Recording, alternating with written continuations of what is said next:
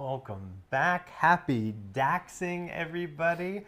I have another special guest with me here. This is Nate Hallowell. Hey, everybody.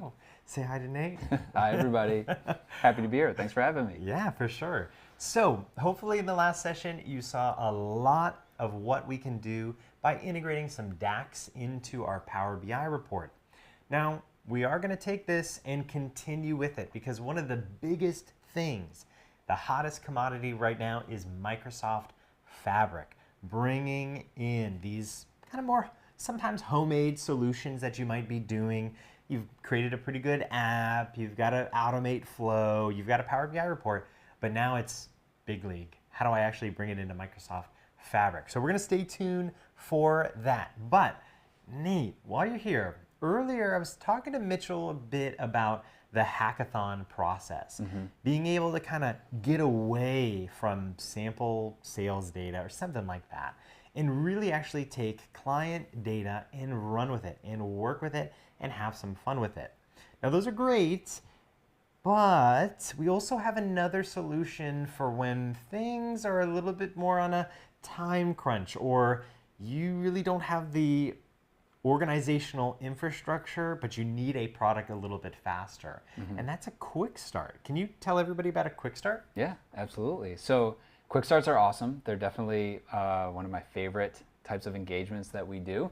The reason is because, just like you said, it all depends on how people learn, right? So some people learn really well with instructor-led training and sample data, but people like myself, I didn't really truly learn and understand the concepts until I had my own project that I had to solve with my own data.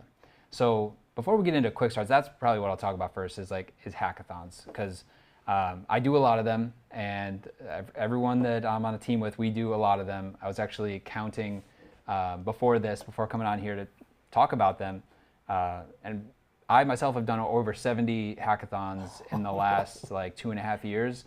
And I'm just one person on the team. We have Jonathan and Ace and Brian and others that do hackathons as well. So a lot of people, I think, feel the same way that I do, where you learn best with your own project and your own data. So that's why hackathons are so awesome, and why so many people do them, because it offers you the opportunity to work with an expert and build something real that has real day one impact once it's built. And you have that end of day product, like a proof of this is doable. We can have this in our organization. We can have people involved, and then people are going to leave with some skills of okay, I can fix a couple things here if something needs to change or anything like that. Yeah, that's where kind of quick starts come into play, because like you said, at the end of 1 day or 2 days, we're going to have something really cool, and you're going to have learned a ton about how to build that, and you're going to have learned the skills to be able to apply that on your own when I'm no longer there with you.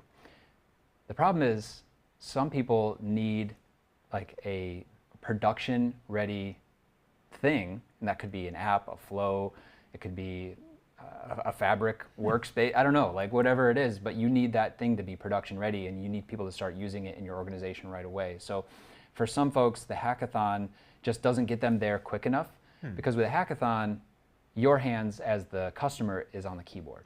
And I'm just there to guide you, tell you what to click, tell you how to write that code, and I'm there to guide you every step of the way. But with quick starts, that's where our hands are on the keyboard, and it's still a learning engagement.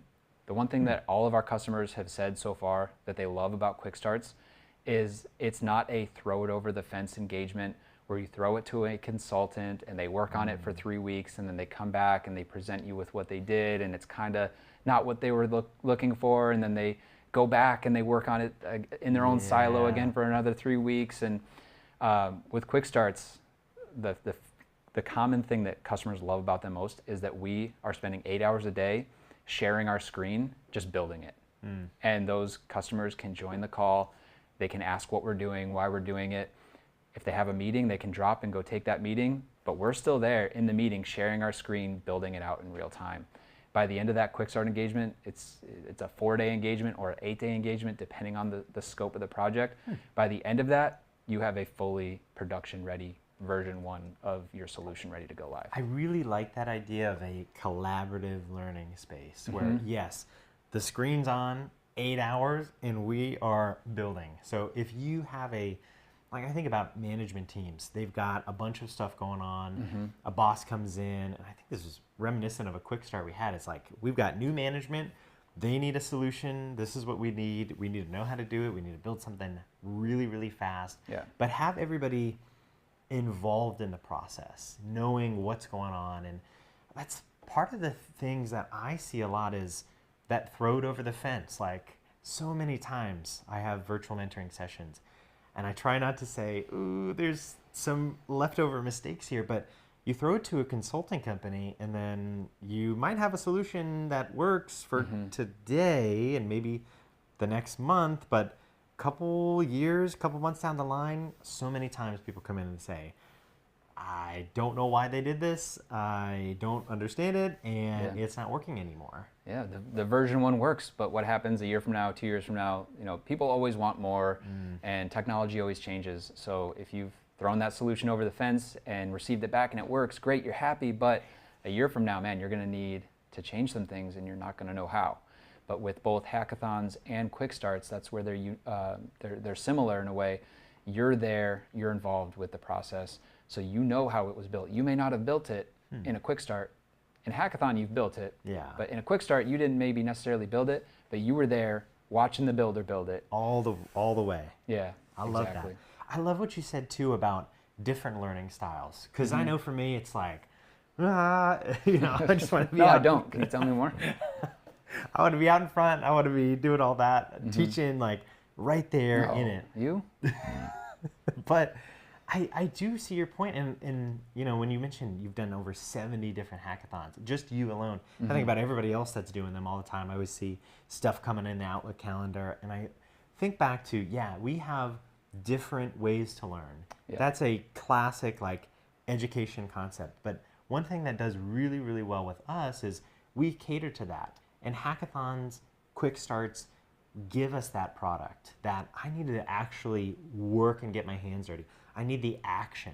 And you can kind of see that in boot camps too, but again, sample data versus this is the stuff I do every single day, and I can't make heads or tail of it. And data changes, projects changes, it gets super, super wild. So I'm super looking forward to seeing more of what you are building with the hackathons, the quick starts. This goes to everybody out there. If you need to really upskill your team, it is now 2025. We got stuff to build. We have to be fast.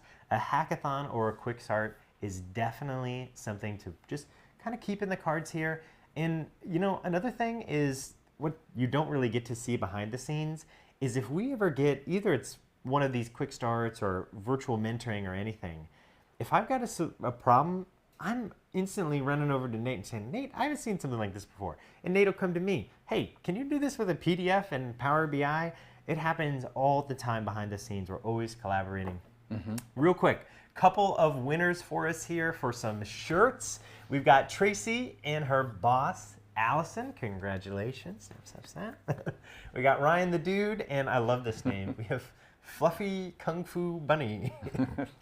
You are also getting a shirt. Make sure to stay engaged in the chat. Well, speaking of this whole life cycle, today is a lot like almost a mini quick start in a way. We're building that full project. Very cool. We've got fabric coming up here very soon with Zane. Going to bring you through building an awesome fabric solution. Hopefully you get some goodness with that. Nate, I really appreciate you coming in, my friend.